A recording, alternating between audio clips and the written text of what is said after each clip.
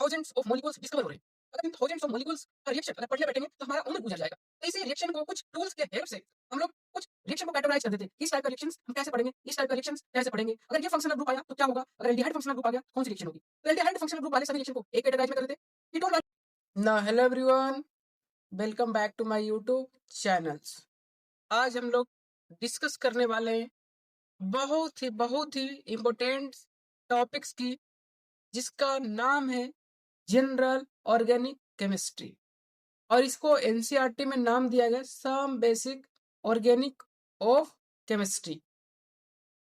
तो मैं यहाँ पर क्या आ गया, ऑर्गेनिक वर्ड। ऑर्गेनिक का मतलब क्या होता है, फर्स्ट लेक्चर में बता चुके हैं यूपेक नोमेनक्लेचर्स। ऑर्गेनिक का मतलब जो लिविंग थिंग से मिलता है। बट अभी के समय में जो हमारे मॉडर्न युग चल रहे हैं, मॉडर्न समय में हम लोग ऑर्गेनिक केमिस्ट्री को लैब में भी सिंथेसाइज किया जा रहा है। तो आइए बिना देर किए हुए हम इस टॉपिक पे डिस्कस करते हैं, जनरल ऑर्गेनिक केमिस्ट्री। जब ऑर्गेनिक केमिस्ट्री की बात होती है तो रिएक्शन की बात होती है। क्या किसकी बात होती है, रिएक्शंस। अब रिएक्शंस क्या है, क्लास 10th में तुम पढ़ा होगा, न्यूट्रलाइजेशन रिएक्शन, इस टाइप के रिएक्शन। इसी तरह से कुछ रिएक्शन होते हैं ऑर्गेनिक केमिस्ट्री में, जिसको हम लोग समझने के लिए हम लोग कुछ बेसिक टूल्स पढ़ते हैं। टूल्स क्या है उसके बारे में बात करते हैं। जैसे ना जाने प्रतिदिन every day thousands of molecules discover हो रहे हैं। अगर इन थाउजेंड्स ऑफ मॉलिक्यूल्स का रिएक्शन अगर पढ़ने बैठेंगे तो हमारा उम्र गुजर जाएगा। तो इसी रिएक्शन को कुछ टूल्स के हेल्प से हम लोग कुछ रिएक्शन को कैटेगराइज कर देते हैं कि इस टाइप का रिएक्शंस हम कैसे पढ़ेंगे, इस टाइप का रिएक्शंस कैसे पढ़ेंगे। अगर ये फंक्शनल ग्रुप आया तो क्या होगा, अगर एल्डिहाइड फंक्शनल ग्रुप आ गया कौन सी रिएक्शन होगी। तो एल्डिहाइड फंक्शनल ग्रुप वाले सभी रिएक्शन को एक कैटेगराइज में कर देते, कीटोन वाले को एक कैटेगराइज में कर देते। अब हम लोग एक पार्टिकुलर किसी कीटोन या एल्डिहाइड में पढ़ते थे तो उस टाइप के सारे मॉलिक्यूल्स को हम लोग कवर कर लेते। इसी टूल्स के बारे में हम लोग इस वीडियो में बात करने वाले। आइए बिना देर किए अपने टॉपिक को शुरुआत करते हैं। तो बात कर लेते हैं, पहले कोई केमिकल्स रिएक्शन ले लेते हैं। जैसे मान लो ए एंड बी के बीच में क्या है, बॉन्ड है, और कोई इसके साथ सी ऐड कर दिए। अब क्या हुआ, कुछ समय के बाद ये जैसे ही समय कुछ समय के बाद देखे आके उस बीकर्स में ये पता चला कि हमारे पास ए एंड सी के बीच में बॉन्ड बन गया और बी बाहर चला गया। पहले तो ए और बी के बीच में अच्छी खासी दोस्ती थी। अब कुछ समय के साथ अगर कोई तीसरा आ गया सी, अब क्या हुआ, ए और सी के बीच में अच्छी दोस्ती हो गई, बी को लात मार के बाहर कर दिया। अब ये जो प्रोसेस हुआ, सबसे पहला प्रोसेस, ये हमारे पास एक केमिकल रिएक्शन है। ये हमारे पास केमिकल रिएक्शन है। तो इस केमिकल रिएक्शन के दौरान कुछ बॉन्ड टूटे होंगे, कुछ बॉन्ड बने होंगे। तो बात कर लेते कौन सा बॉन्ड टूटा, कौन सा बॉन्ड बना। जैसे अगर मैं बात कर लेता हूं इस बॉन्ड के बारे में, तो ए और बी के बीच में बॉन्ड ब्रेकिंग है और ए और सी के बीच में बॉन्ड फॉर्मिंग है। तो क्या इस वर्ड को बोल सकते हैं, during a chemical reaction two process are involve. तो क्या बोलेंगे, during a chemical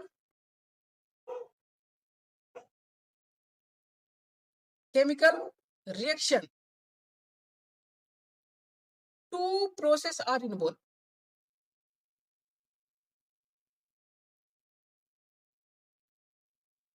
are involve. तो पहला प्रोसेस क्या है, ए एंड बी का बीच का bond breaking and A and C का बॉन्ड का फॉर्मिंग। तो पहला प्रोसेस हमारे पास क्या है, बॉन्ड ब्रेकिंग।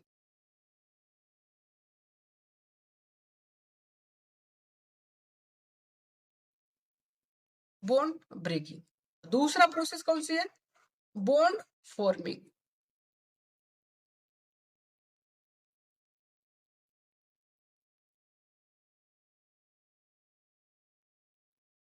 किसी भी रिएक्शन में दो टाइप के प्रोसेस होंगे, एक तो बॉन्ड का फॉर्मेशन, दूसरा बॉन्ड का ब्रेकिंग।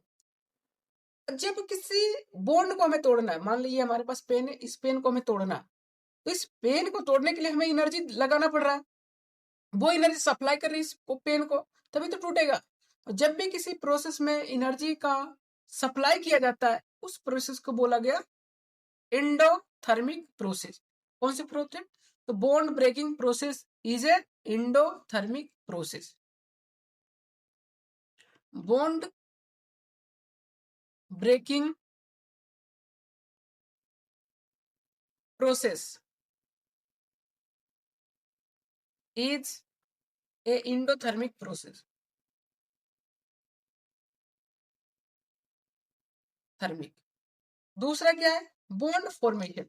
जब कोई बॉन्ड फॉर्मेशन होता है तो एनर्जी क्या होता है? रिलीज होता है। तो bond formation process is exothermic.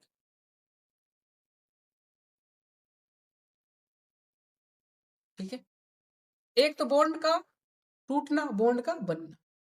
अब ये जो बॉन्ड टूटा सर, अब ये जो हमारे पास ए एंड बी के बीच में बॉन्ड था, ये जो टूट रहा है सर, तो ये टूटने का बहुत सारे मेथड्स होते हैं। तो बॉन्ड फ्यूजन या बॉन्ड क्लीवेज बोलते हैं। तो टाइप्स ऑफ बॉन्ड फ्यूजन, इसकी बात कर लेते हैं। Types of bond fusion, types of bond fusion.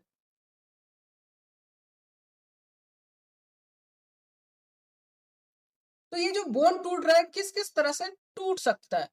तो पहला टाइप है homolytic bond fusion. Homolytic bond fusion.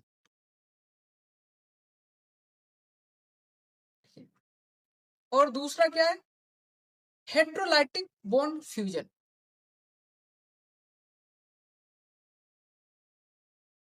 Heterolytic bond fusion.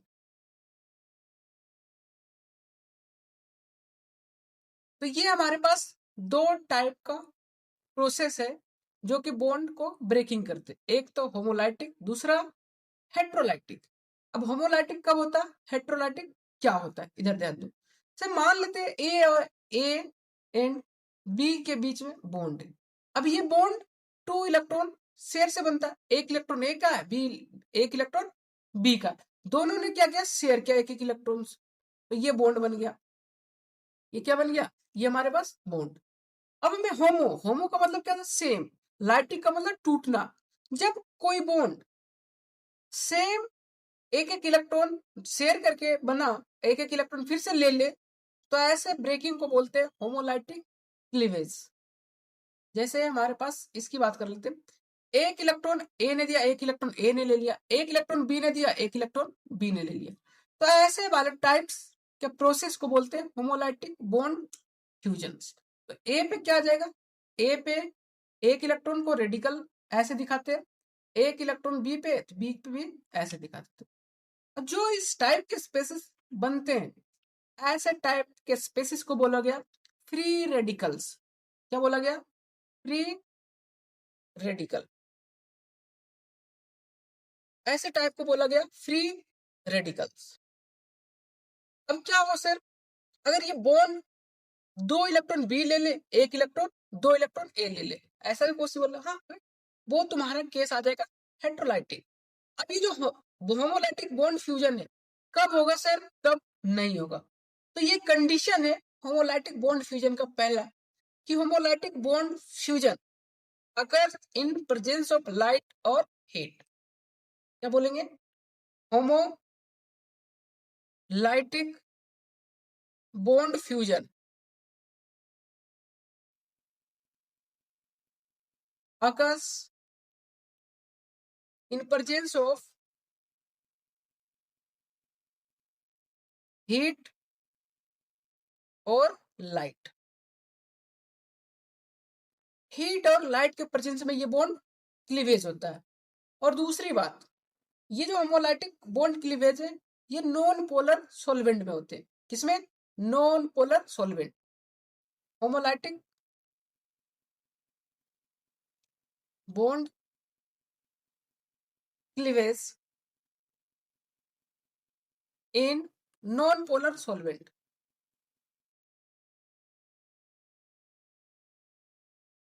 इसमें होते हैं नॉन पोलर सॉल्वेंट। बात आए समझ में? जैसे एग्जांपल्स इसकी मैं बात कर लेता हूं।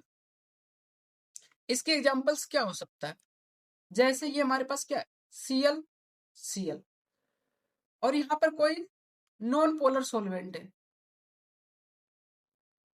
तो ये बॉन्ड क्या करता है? ये जो हमारे पास दो इलेक्ट्रॉन बन के बनता है, एक इलेक्ट्रॉन ये शेयर कर लेता है, एक इलेक्ट्रॉन ये, तो क्या बन जाएगा? 2Cl radical. इसके क्या? क्लोरीन फ्री रेडिकल बन गया। ये क्या बन गया? Chlorine free radical. इसी तरह से और एग्जांपल्स, ये हमारे पास CH3Cl, और यहाँ पर क्या दे दिया? लाइट। अब लाइट के प्रेजेंस में तो कौन सी बॉन्ड टूटेगा? होमोलाइटिक। तो ये जो हमारे पास दो इलेक्ट्रॉन से मिलके बना, एक एक इलेक्ट्रॉन दोनों क्या कर लेगा? शेयर कर लेगा। एक इलेक्ट्रॉन कार्बन के पास, दूसरा इलेक्ट्रॉन क्लोरीन के पास, तो क्या बन जाएगा? एक तो Cl radical plus CH3 radical, तो इसको बोला गया फ्री रेडिकल्स। Free radical. बात कर लेते हैं हेट्रोलाइटिक बॉन्ड फ्यूजन्स। दूसरा हमारे पास क्या था? Heterolytic bond fusion.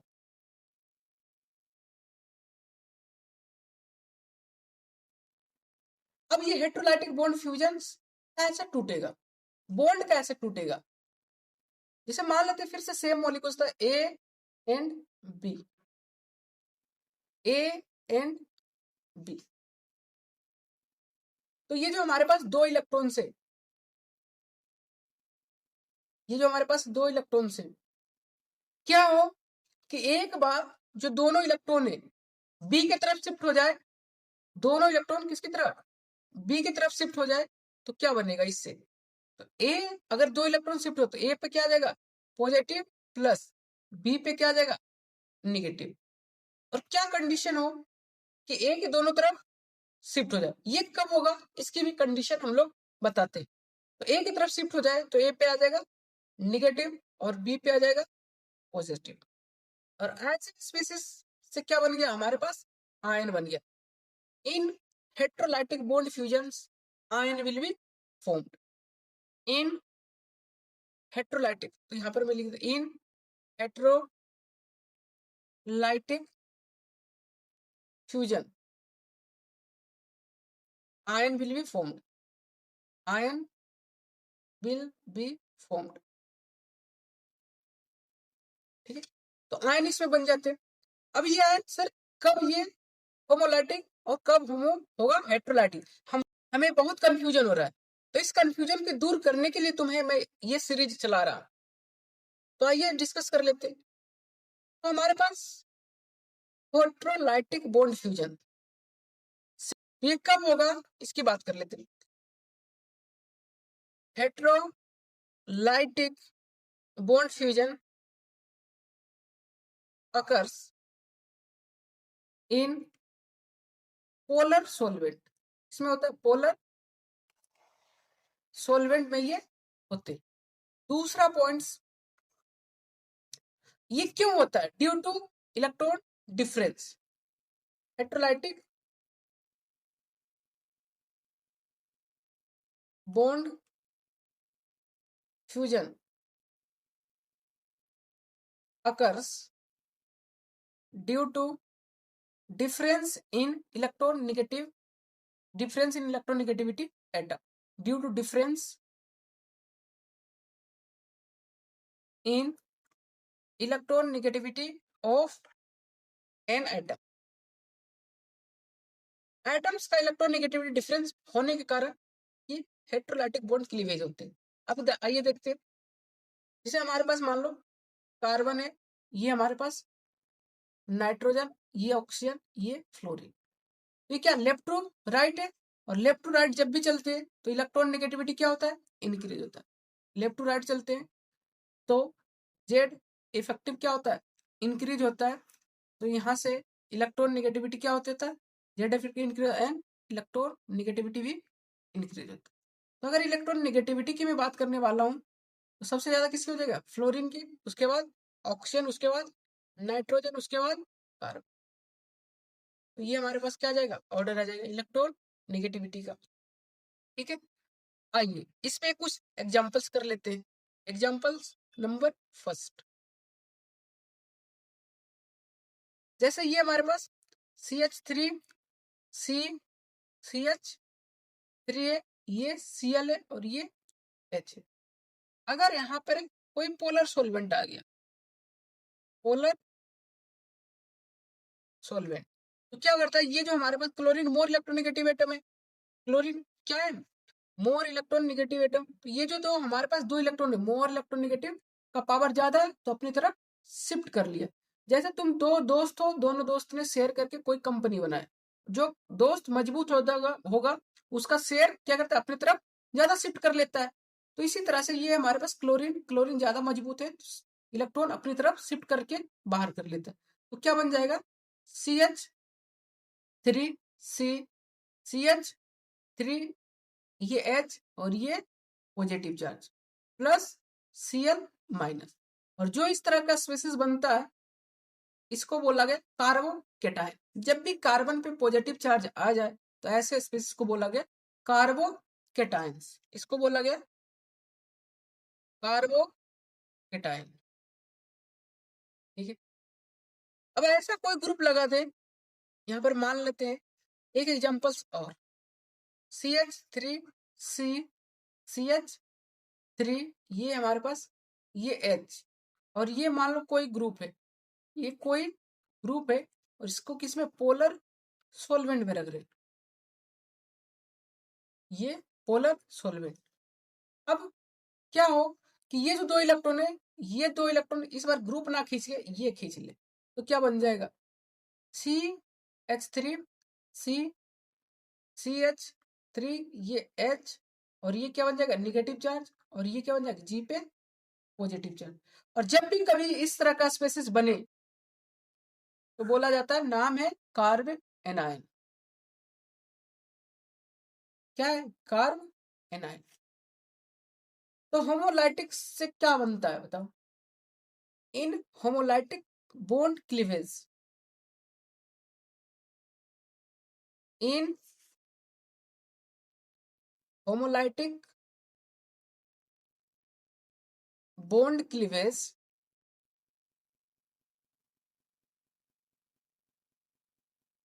Carbocation carbocation and carb anion,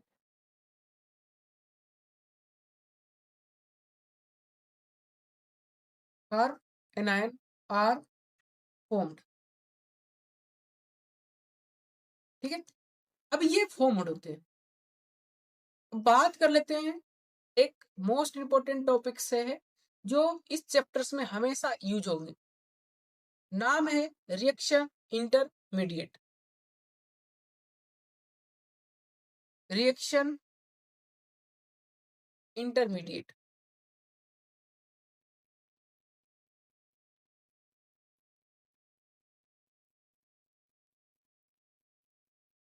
नाम क्या, रिएक्शन इंटरमीडिएट। अभी मैं तुम्हें क्या बताया था कि ए एंड बी के बीच में बॉन्ड था, इसमें सी ऐड कर दिए, कुछ समय के बाद ये हमें मिल गया, ए एंड सी के बीच में बॉन्ड बन गया और बी बाहर। अब इन दोनों के बीच में कुछ ना कुछ तो बना है, उसी कुछ और कुछ को इंटरमीडिएट बोला गया। इंटरमीडिएट क्या है, इसके बीच में जो बना इसी को क्या बोलते हैं, इंटरमीडिएट। ठीक है, इंटरमीडिएट क्या है, species species form in between in between reactants and products during a chemical reaction. During a chemical reaction is called is called reaction intermediate.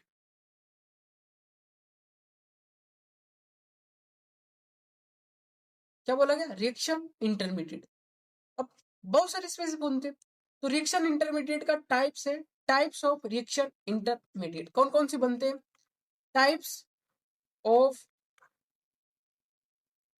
Reaction intermediate.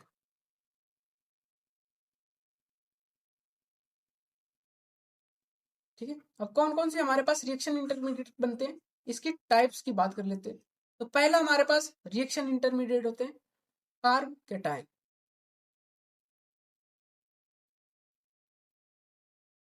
ठीक है. कार्ब कैटायन, इसमें कार्बन पे क्या होता है? Positive charge. दूसरा है हमारे पास कार्ब एनायन, जिसमें कार्बन पे क्या जाए? Negative charge. तीसरा है फ्री रेडिकल्स. फ्री रेडिकल्स, जिसमें कार्बन पे क्या जाए? सिंगल इलेक्ट्रॉन, इसको बोलते हैं फ्री रेडिकल. और चौथा है बेंजाइन, कुछ इस तरह का स्पेसिस, ये बेंजाइन. और पांचवा है कार्गिल. कार्बन के पास CH2, ये.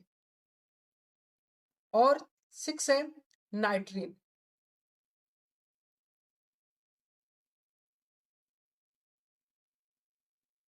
ये है नाइट्रीन.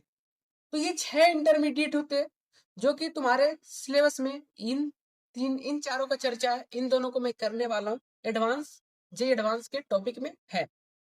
तो इस चैनल पे पूरे एडवांस लेवल का कवर किया जाएगा. ठीक है. तो बात कर लेते हैं फर्स्ट कार्बोकेटायन. कार्बोकेटायन, अब ये कार्बोकेटायन है तो कैसा दिखेगा सर? तो ये तो हमारे पास एक, ये हमारे पास क्या है? हाइड्रोजन है, और ये हाइड्रोजन, और ये पॉजिटिव चार्ज. इसको बहुत सारे बुक में तुम्हें ऐसे भी दिखेगा कि ये कार्बन है, ये हाइड्रोजन है, ये हाइड्रोजन है, और ये हाइड्रोजन है, और इस पॉजिटिव चार्ज को कुछ इस तरह से दिखाया जाएगा. इसको बोलते हैं वैकेंट पी ऑर्बिटल्स. क्या बोलते हैं? Vacant P orbitals. ये क्या है? Vacant P orbitals. अगर मैं बात कर लेता हूँ इसका सेंटर एटम के पास कितने इलेक्ट्रॉन्स है, देखो काउंट करो. सेंटर एटम के पास ये बॉन्ड 2 इलेक्ट्रॉन से मिलकर बना, ये बॉन्ड 2 इलेक्ट्रॉन से मिलकर बना, और ये बॉन्ड 2 इलेक्ट्रॉन से मिलकर बना. टोटल नंबर ऑफ इलेक्ट्रॉन्स कितने? Total number of electrons in central atom 6 electrons. कितने? 6 इलेक्ट्रॉन. अगर मैं इसका हाइब्रिडाइजेशन की बात करूंगा तो हाइब्रिडाइजेशन क्या हो जाएगा? Hybridisation sp2. अगर sp2 हो जाएगा तो बताओ इसका शेप क्या हो जाएगा? ये सब केमिकल बॉन्डिंग में डिस्कस कर चुके हैं. शेप क्या हो जाएगा? Trigonal planar.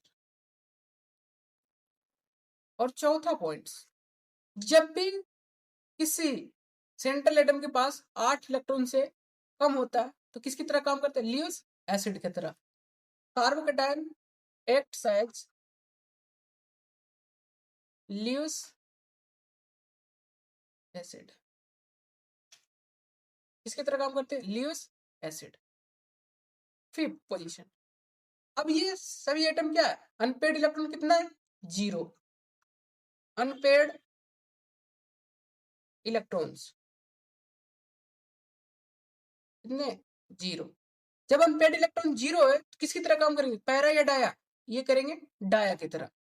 Point number 6, acts as diamagnetic.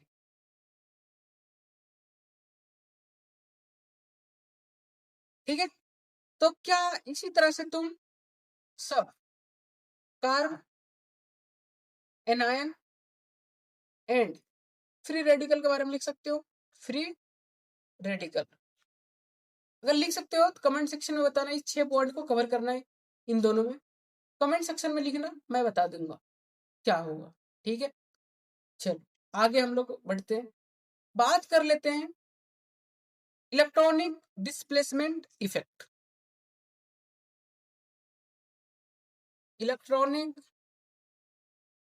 Displacement